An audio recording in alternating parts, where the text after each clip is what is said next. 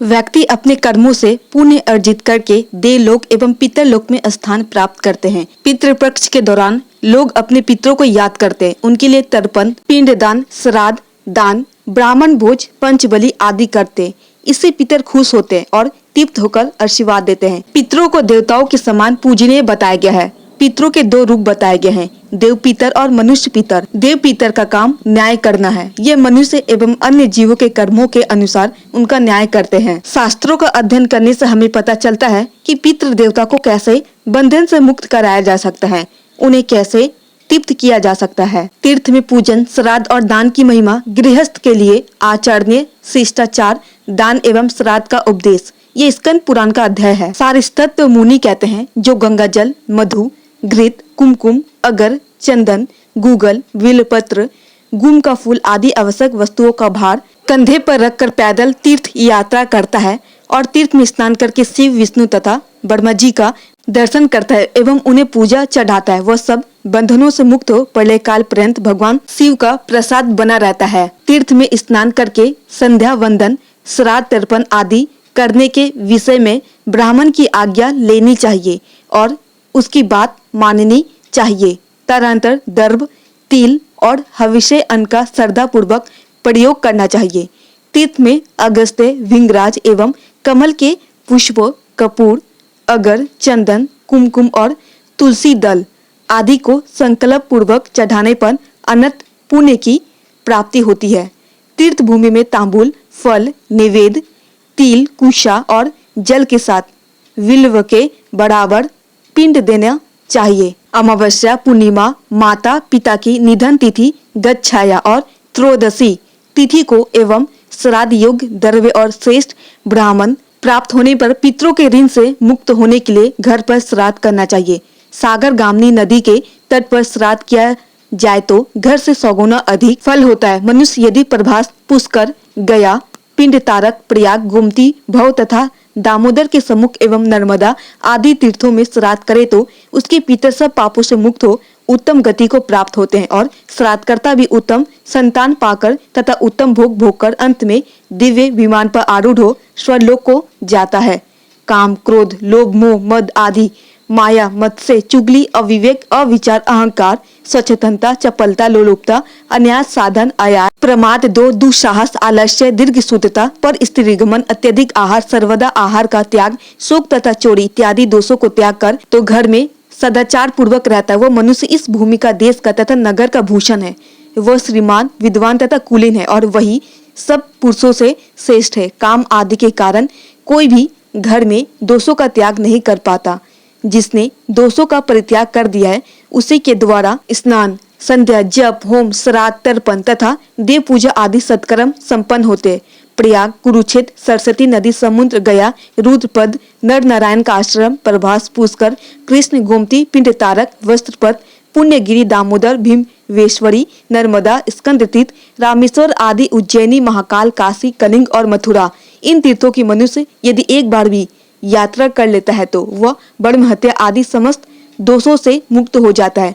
गंगा आदि नदियां जो समुद्र में मिली है उनमें पग पग पर पुण्य की निधि रूप अनेक तीर्थ हैं, जिनके स्मरण मात्र से ही सब पापों का नाश हो जाता है।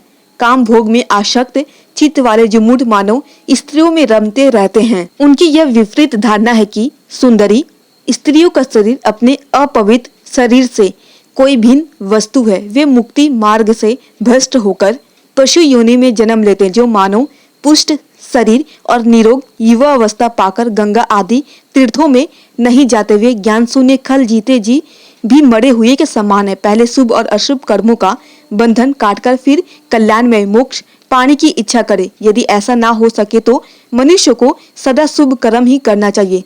प्रतिदिन उठकर स्नान करे, उसके बाद भगवान विष्णु और शिव की पूजा में संलग्न हो, सदा सच बोले, सबका हित करे, अपनी शक्ति के अनुसार दान दे, पर निंदा से डरे, पराई स्त्रियों से दूर रहे, सुवन की चोरी, पृथ्वी का अपहरण और ब्राह्मण के धन का त्याग करे। ब्राह्मण, स्त्री, राजा, बालक, वृद्ध, तपस्वी, पिता, माता तथा गुरुजन इनका मन से कभी भी अप्रिय ना करे। देश काल का ज्ञान तथा पात्र और अपात्र का विवेक रखना चाहिए। गृहस्थ पुरुष याचकों को छाया, तीन, अन्न, वस्त्र, मट्ठा, अग्नि, ईंधन, कांजी, औषध और साग दे।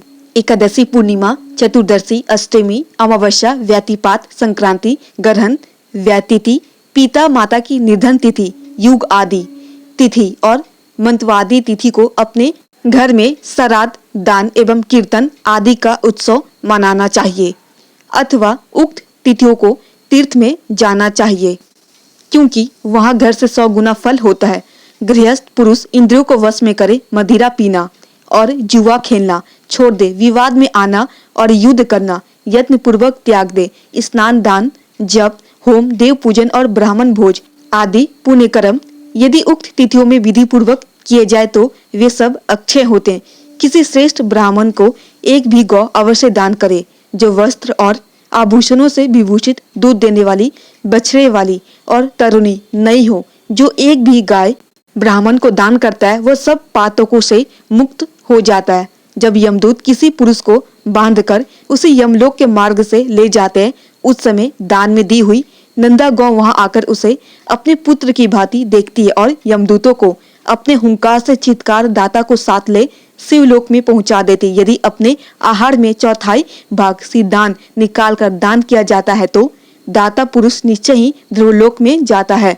यदि प्रतिदिन अपने आहार के बराबर अन्न गौ को गौग्रास के रूप में दिया जाता है, उसे देने वाला पुरुष शिवलोक में जाता है। ओखली, चक्की, चूल्हा और झाड़ू आदि के द्वारा जो पाप बन जाता है, उस पाप को गृहस्थ पुरुष प्रतिदिन भिक्षा देकर धोता है। एक ग्रास अन्न की भिक्षा होती है, जहाँ उतनी भिक्षा प्रतिदिन दी जाती है, उसी घर को घर समझना चाहिए। दूसरा घर शमशान सा दिखाई देता है।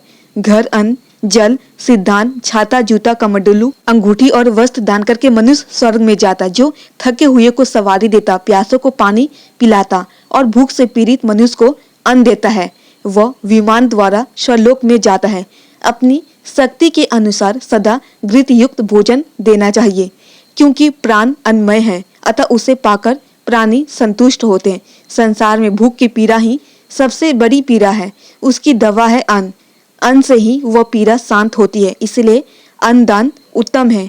अन्न, वस्त्र, फल, जल, मठा, साग, घृत, मधु, पत्र, पुष्प, जूता, गुदरी, छड़ी, कमंडलू, छाता, पात्र, विद्या, पुस्तक, देव पूजा, कन्याकुश, यज्ञोपवीत, बीज, औषधि, गृह, रत्न, क्षेत्र, यज्ञपाल, युगपट, पादुका, काला, मृगचम, बुद्धिदान, धर्मोपदेश तथा धर्म कथा, इन सब के द्वारा सदैव दान करते रहना चाहिए।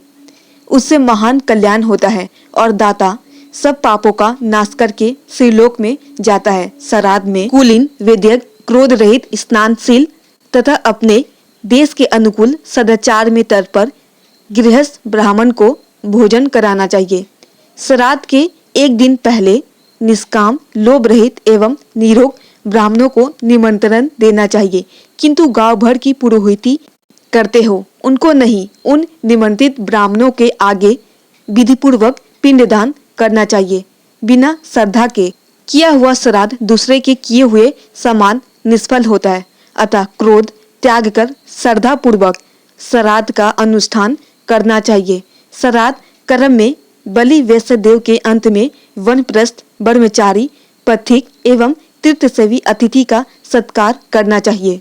गृहस्थों को चाहिए कि वे अपनी शक्ति के अनुसार सन्यासियों का सदा ही पूजन करें। मित्रों, पितृ के रुष्ट होने से मानव घर की सारी खुशियां ही चली जाती है। मित्रों, उम्मीद करते हैं ये छोटी सी जानकारी आपके लिए बहुत ही लाभदायक होगी। अगर आपको थोड़ी भी पसंद आई हो तो प्लीज आप हमारे चैनल को सब्सक्राइब कर दे और वीडियो को एक लाइक भी कर दे। इसी तरह आप हमसे जुड़े रहें ताकि शास्त्रों की सही जानकारी आपको हमेशा मिलती रहे।